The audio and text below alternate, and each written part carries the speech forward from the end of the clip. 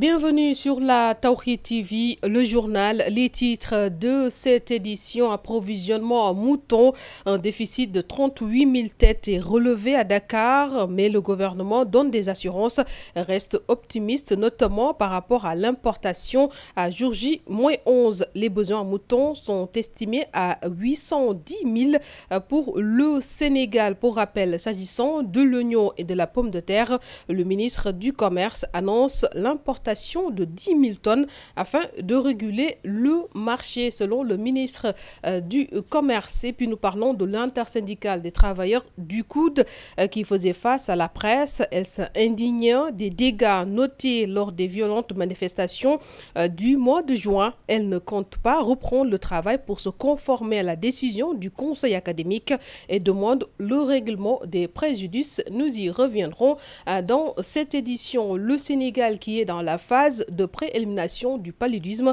selon le professeur Daouda Ndiaye. C'était lors de la cérémonie de lancement du cours mondial sur le paludisme présidé par le ministre de l'Enseignement supérieur et de la Recherche. Par contre, il note des zones de résistance.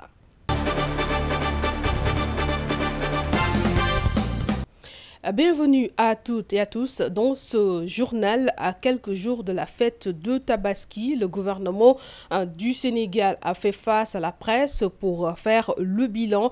Notamment, le besoin en moutons est estimé à plus de 800 000 pour le pays. Un déficit de 38 000 têtes de moutons, en tout cas, est noté à Dakar. Le ministre qui donne des assurances par rapport à cela, selon Samba Nyobenka.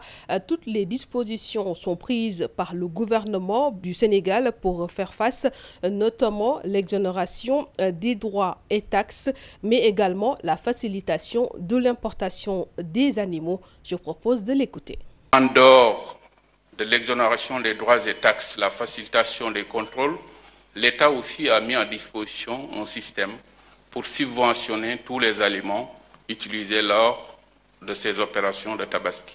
C'est-à-dire cette année, par exemple, en 2023, l'État a mis à disposition 2200 tonnes d'aliments de bétail, subventionnés à plus de 50% pour permettre à tous les opérateurs, qu'ils soient sénégalais, qu'ils soient aussi mauritaniens, maliens ou autres, d'accéder à l'aliment de bétail.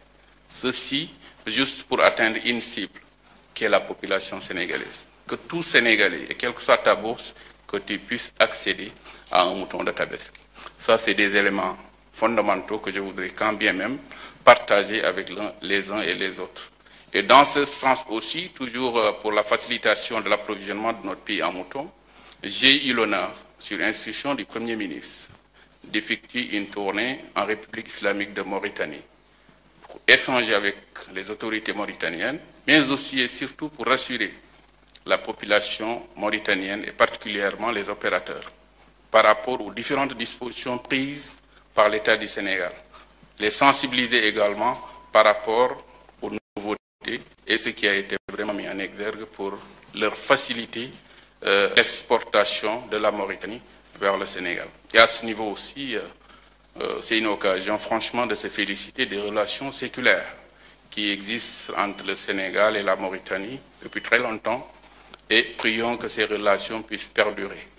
À ce niveau aussi, les opérateurs mauritaniens sont vraiment dans d'excellentes dispositions pour venir au Sénégal et amener énormément de moutons. Mais il va falloir aussi que nous autres Sénégalais, pris de façon individuelle, qu'on ait quand même cette posture, qu'on puisse être accueillant et que le Sénégal puisse encore une fois de plus rester le pays qu'il était.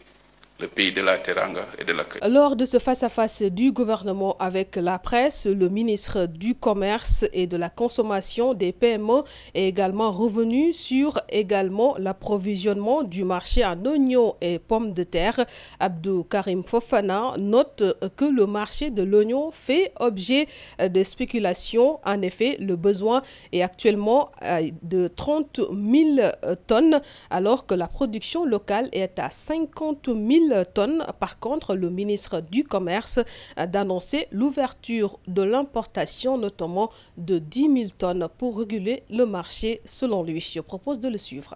Quand on parle de Tabaski, c'est le mouton, mais c'est aussi l'oignon et la pomme de terre. Donc, notez que le marché de l'oignon fait présentement face à des comportements spéculatifs liés à des prix aux producteurs en hausse croissante. Savoir, c'est que le besoin en consommation mensuelle d'oignons au Sénégal est de 30 000 tonnes. Et en ce moment même, nous avons plus de 50 000 tonnes disponibles, que ce soit en Ngomène, que ce soit dans d'autres zones.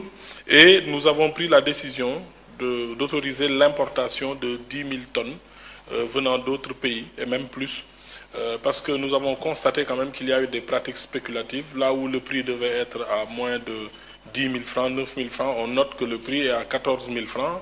Et apparemment, il y a beaucoup de pratiques de rétention de stock. Il y a des producteurs qui attendent que le prix arrive à 15 000 francs pour ouvrir, pour commencer à vendre le stock, ce qui n'est pas normal. Quand on ouvre le marché aux importateurs, on nous reproche d'ouvrir aux étrangers. Quand on ferme le marché aux produits étrangers, les Sénégalais se mettent à la spéculation et c'est anormal. Donc nous voulons bien que nos compatriotes producteurs gagnent davantage d'argent, mais pas sur le dos des consommateurs sénégalais, étant entendu que l'État a fait beaucoup d'efforts en subventionnant les semences et autres. Vous suiviez à l'instant le ministre du Commerce, Abdou Karim Fofana. Pour rappel, le gouvernement faisait face à la presse pour faire le point sur les préparatifs de la fête de Tabaski. Et puis l'intersyndicale du Centre des œuvres universitaires de Dakar qui s'est indignée en faisant l'inventaire des dégâts, selon elle donc, occasionnés par les violentes manifestations notées au mois de juin. Une paralysie totale est notée et un dysfonctionnement du coude. Il n'est pas question de reprendre les activités pour le moment. L'intersyndicale également qui interpelle l'État sur la sécurité de l'université. Je propose de l'écouter. L'intersyndicale regrette encore l'ampleur des dégâts qui ont entraîné une paralysie totale et un dysfonctionnement dans beaucoup de services du coude. Nous pouvons noter, entre autres désagréments, la destruction des câbles électriques et Internet qui a entraîné la rupture de liaison entre les différents services. La décimation du parc automobile avec 9 bus de transport du personnel a fait que les travailleurs ne peuvent plus se déplacer pour venir travailler et rentrer tranquillement. Continue, c'est bon. Les nombreux véhicules particuliers, 14 au total, des travailleurs brûlés ont handicapé ces pères et mères de famille qui assurent leur déplacement ainsi que ceux de leurs proches. Plusieurs bureaux des travailleurs incendiés, y compris ceux du directeur, du chef des services administratifs et de l'agent comptable, sont à refaire. L'environnement du coude, les espaces ludiques et de détente, ainsi que les espaces verts ont été aussi endommagés. Même les promoteurs privés en ont fait les frais avec des dégâts importants et des manques à gagner énormes. Cette atmosphère sinistre a fait qu'aujourd'hui, le campus social est devenu impraticable. Le règlement de ce préjudice demeure donc pour nous une priorité absolue avant de penser à une quelconque ouverture et une reprise des activités administratives. Par ailleurs, le social étant au service du pédagogique, l'ouverture du campus social est tout aussi inconcevable qu'impertinente à la lumière des décisions du conseil académique qui suggère de continuer les enseignements en ligne. À cet effet, nous demandons à l'État du Sénégal de garantir la sécurité des personnes et des biens dans le campus universitaire avant que le pire ne s'y reproduise. Rendons grâce à Dieu, chers camarades. Cette fois qu'on n'ait enregistré que des dégâts matériels, au moment où on comptait des morts partout dans ce pays, nous profitons pour prier pour tous les âmes disparues et présenter encore nos condoléances à leurs familles. L'université doit retrouver son lustre d'antan. Et pour ce faire, il faut des efforts incommensurables et un temps de latence pour juguler les problèmes de l'heure. L'intersyndicale et toutes les forces vives du COUD félicitent le directeur du COUD et ses équipes pour les efforts énormes consentis depuis 2 ans pour assurer aux étudiants un campus vert, propre et très convivial. C'est le lieu de lui témoigner. Non, c'est bon, c'est tellement. Et de lui renouveler tout notre soutien et notre accompagnement dans la reconstruction de cet espace dont il a réussi à changer le visage en si peu de temps. C'est aussi le lieu de rappeler aux amnésiques, destructeurs, casseurs et pilleurs que l'université en général et les campus en particulier ne sont pas les leurs, mais plutôt pour les étudiants qui y viennent pour étudier. Ainsi, nous demandons aux autorités universitaires, le recteur et le directeur du cours, de faire tout pour sortir les non-étudiants de ce campus afin de garantir la quiétude et la stabilité.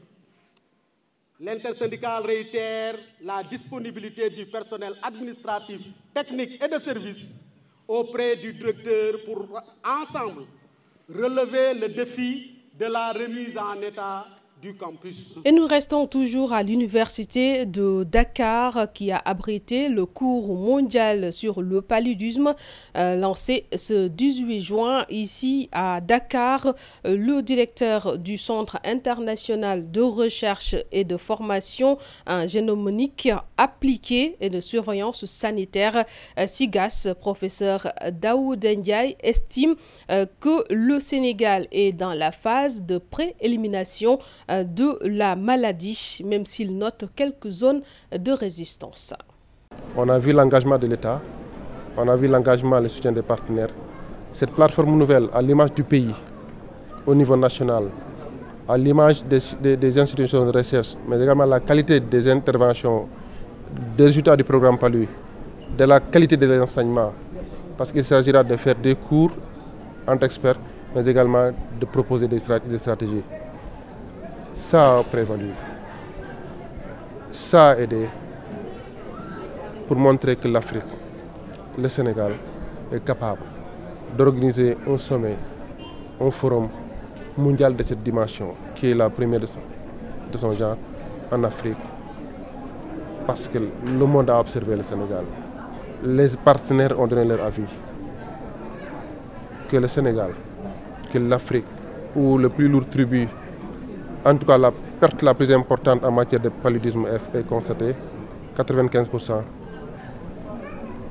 peut prévaloir son expertise, peut prévaloir son expérience pour qu'un cours pareil puisse venir sur une terre africaine où la pandémie est liée, pour qu'il y ait des actions concrètes, pour qu'il y ait des interventions éclairées en vue de la vision mondiale de l'éradication. Je parlerai d'un taux de résidence relativement faible, de 4%.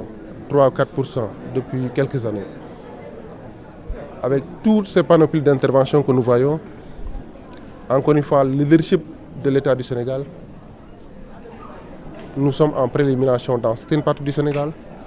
Et il n'y a que quelques zones rouges dans la zone au niveau du sud du Sénégal qui, je pense, vont être maîtrisées d'ici quelques années, 3 ans, 2 ans, 5 ans, on ne sait pas, pour que le Sénégal puisse éliminer le paludisme d'ici 2030. Ce cours mondial sur le paludisme donc qui a noté ou plutôt enregistré la présence de beaucoup de pays dont le monde qui est également une première en Afrique, notamment pour le Sénégal. C'est la fin de ce journal. Merci de nous avoir suivis. Excellente suite des programmes sur la Tawhid TV.